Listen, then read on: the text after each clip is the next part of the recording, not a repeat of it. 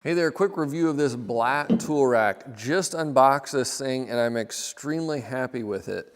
All the way around, it's got a really nice powder coated finish, front and back. It's not missing anywhere, having that really nice finish. Heavy duty steel, I'm very impressed.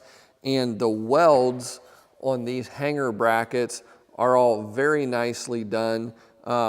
And I'm also very pleased with the thickness of these rods. They're gonna support a lot of weight and I don't have to worry at all about these bending.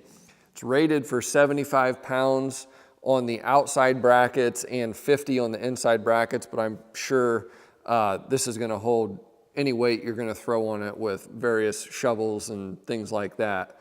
So I'm really happy.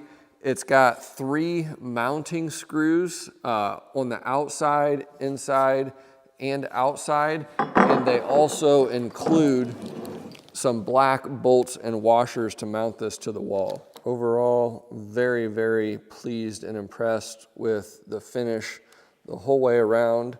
Good welds, nice thickness on these rods, and sufficient support. I think this is a great value and it's going to work really well.